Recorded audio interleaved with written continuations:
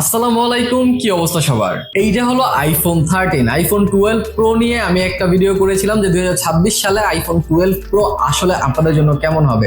সেটাতে আমি আমার অপিনিয়ন শেয়ার করেছি। আমি একটা কিনেছি এন্ড সেটা কেমন ভাবে কিনেছি, কেমন করে কিনেছি, কেমন দামে কিনেছি এন্ড সেটা কেনার জন্য কোন কোন দিক আমি খেয়াল রেখেছি 2026 সালে, সেই সবকিছুই আমি সেটাতে আলোচনা করেছি।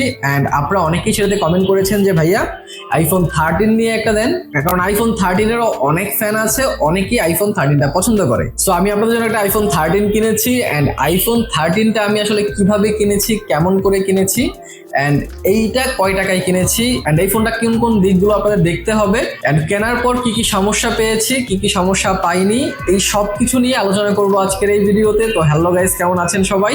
আমি রবিন, আপনারা দেখছেন মোবাইল বাড়িতে। চলুন শুরু করা যাক। তাহলে শুরুতে আমি আপনাকে আইফোন 13 এর আউটলুকটা দেখা দিই যে আমি কেমন আউটলুকের ফোনটা কিনেছি। আপনারা দেখতে পাচ্ছেন এটার ওভারঅল যে কোয়ালিটি এন্ড এটার ওভারঅল যে কন্ডিশন সেটা খুবই সুন্দর, কোনো প্রকার স্ক্র্যাচ নাই। আমি যখন নিয়েছিলাম একদম পলি করা ছিল, পলি খোলার পর তো এটা একদম নতুন মনে হচ্ছিল যে হয়তো শোরুম থেকে বের করে এনেছে। সো অনেক কেয়ারলি ইউজ করা হয়েছে এটা, সেটা মনে হচ্ছে। কিন্তু এখন আপনারা বলতে পারেন ভাই এই সময় এসে এত ভালো কন্ডিশনে ফোন আপনি কিভাবে কিনলেন? এখন আপনারা যদি একটু ভালোভাবে লক্ষ্য করেন, আমার এই ফোনটার একদম উপরের যেই ক্যামেরাটা আছে এইখানে একটু স্পট দেখা যাচ্ছে।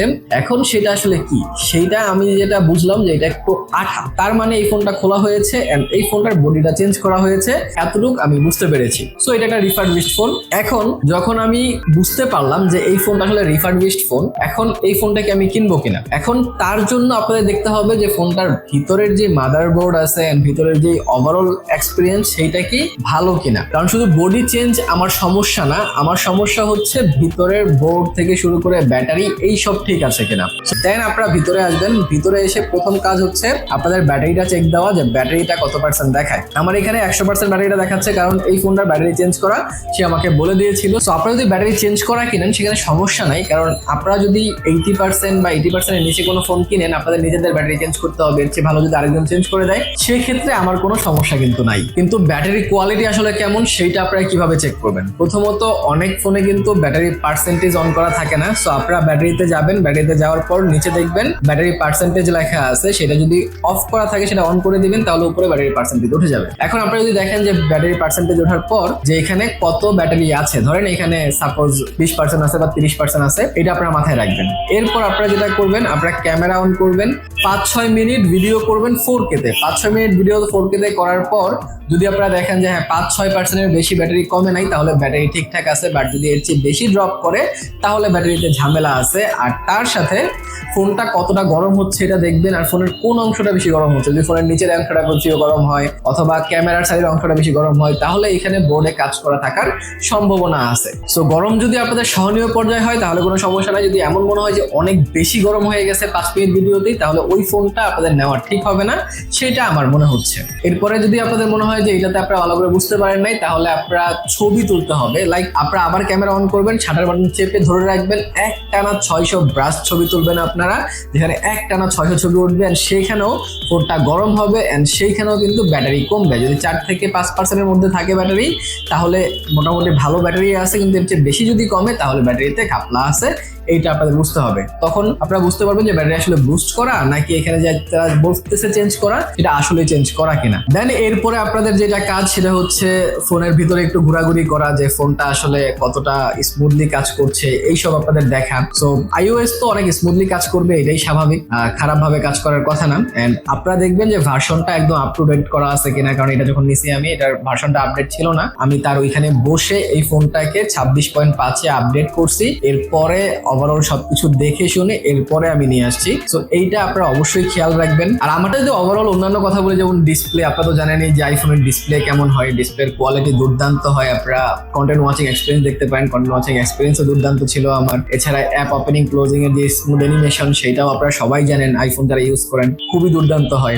এছাড়া আপনারা অবশ্যই চেক করবেন যে ডিসপ্লেটা চেঞ্জ কিনা। অনেকে চেক করেন যে ট্রু টোন চেক করে, ট্রু টোন চলে মানে ডিসপ্লে চলে, কিন্তু আসলে ট্রু টু চলে মানে ডিসপ্লে চেঞ্জ না। কিন্তু আসলে আসল ব্যাপারটা তা না, কারণ আপনারা যখন অরিজিনাল আইফোনটা কিনেন, অরিজিনাল আইফোনের ভিতরে একটা চিপ থাকে যেটা দিয়ে আইফোন বুঝতে পারে যে আমার ভিতরে অরিজিনাল ডিসপ্লেটাই আছে। সো যখন আপনার ডিসপ্লে নষ্ট হয় আর আপনার একটা ডিসপ্লে লাগাইতে যান, এখন অপশন আছে আপনার অরিজিনাল ডিসপ্লে থেকে সেই চিপটা খুলে আপনার যে লোকাল ডিসপ্লেটা লাগাচ্ছেন সেটার মধ্যে ওই চিপটা লাগাই দেওয়া হয়। আর তখন আপনার যদি একটা লোকাল ডিসপ্লে লাগানো, ফোন কিন্তু বুঝতে পারবে না যে সেটা লোকাল ডিসপ্লে, ফোন ভাববে যে তার ওই ডিসপ্লেটাই আছে, কারণ চিপ তো ওইটাই আছে। 3U টুলেও সেটা ধরা কিন্তু পড়ে না। সো এই জিনিসটা অবশ্যই মাথায় রাখবেন, ডিসপ্লেটা খুব ভালোভাবে চেক করবেন। যেই মডেল আপনি কিনতে যাচ্ছেন সেই মডেলটা চালায় সেটা একটু ভালোভাবে দেখে যাবেন যে সেইটার বেজেল বলতে আমি বুঝাচ্ছি ফোনের চারপাশে যে কালো অংশটা, ফোনের চারপাশের কালো অংশটা কি অনেক বেশি কিনা। যদি আপনারা দেখে যেতে পারেন অরিজিনাল আইফোনের, তাহলে আপনারা বুঝতে পারবেন অরিজিনাল ডিসপ্লের যে আইফোনগুলো আছে সেগুলো অরিজিনাল ডিসপ্লেতে কালো অংশ কম থাকে, বেজেল কম থাকে। বাট যদি আপনারা চেঞ্জ করেন ডিসপ্লে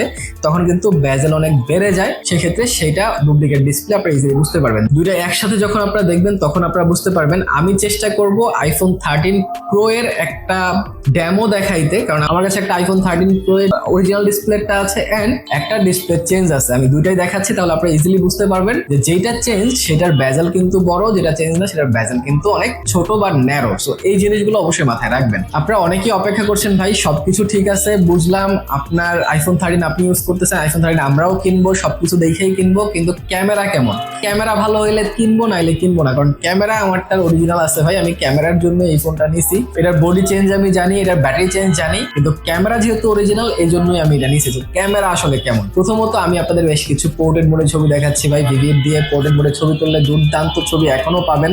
আইফোন 13 এইটা চিন্তা করেন 40,000 টাকা প্রাইস পয়েন্টে এখনো যদি আপনি অ্যান্ড্রয়েড ফোনের সাথে তুলনা করেন, এইটা কিন্তু ক্যামেরার দিক থেকে উপরে থাকবে। আমি পোর্ট্রেট মোড ছাড়াও বেশ কিছু ছবি দিচ্ছি, আপনারা দেখেন যে ছবির কোয়ালিটি, চেহারার টেক্সচার কেমন আসছে। হ্যাঁ অবশ্যই সানলাইটে ছবি তুলতে হবে, লো লাইটে কিন্তু অনেক বেশি নয়েজ চলে আসে। সো লো লাইটে আপনারা ভালো ছবি ক্যাপচার করতে পারবেন না আইফোন দিয়ে।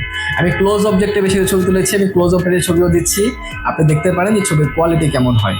তাছাড়া ভিডিওর জন্য তো আইফোন সেরা অলওয়েজ, কারণ video one of the best হয়। এইটার ভিডিও তার ব্যতিক্রম না। আপনারা যদি ভিডিও ওপেন করেন, ভিডিও ওপেন করে ক্যামেরার জুম ইন জুম আউট করেন, সেটাও খুবই স্মুথলি হয়। অনেক সুন্দরভাবে আপনারা ভিডিও করতে পারবেন। এক জায়গা থেকে যখন অন্য জায়গায় আপনারা ঘোরাবেন, কোনো ল্যাগ বা লেগি এক্সপিরিয়েন্স আপনারা পাবেন না, দুর্দান্ত এক্সপিরিয়েন্স পাবেন। সো এই দিক থেকেও আমার কিন্তু মনে হচ্ছে যে আইফোন 13 এখনো ফুরিয়ে যায়নি। 2026 সালে এসেও আপনারা আইফোন 13 নিতে পারেন। আর সবচেয়ে বড় ব্যাপার হচ্ছে আইফোন 13 এখনো iOS আপডেট আপনারা পাচ্ছেন 26.5, একদম লেটেস্ট আপডেট এটা চলতেছে। নেক্সট যখন iOS 27 আসবে সেটাও কিন্তু এটাতে আপডেট পাবেন আপনারা। সো আমার মনে হয় 2026 এসেও যদি কারো বাজেট 40,000 টাকার মধ্যে থাকে, একটা ভালো ক্যামেরা ফোন চান, একটা ভালো হ্যান্ডি ফোন চান, তাহলে আইফোন 13 আপনারা নিতে পারেন। কিন্তু আমি যে বিষয়গুলো বলেছি সেগুলো অবশ্যই দেখে শুনে বুঝে এরপরে নেবেন, নাই তো আপনি ধরা খাওয়ার সম্ভাবনা কিন্তু আছে। সো যদি আপনার এই ভিডিওটা ভালো লেগে থাকে তাহলে আই থিঙ্ক আপনার একটা প্রো ভার্সনের ফোনও দরকার। আইফোন 12 প্রো 26 সালে কেমন হবে সেইটারও একটা ফুল রিভিউ আমি করে রাখছি, ক্রেজি রিভিউ হয়েছে সেইটা দেখতে চাইলে এইখানে ক্লিক করে দেখে নিতে পারেন। ভালো সুস্থ থাকেন, ভিডিও ভালো লাইক কমেন্ট শেয়ার করে দিন। দেখা হবে পরের ভিডিওতে। টিল দেন, আল্লাহ হাফেজ।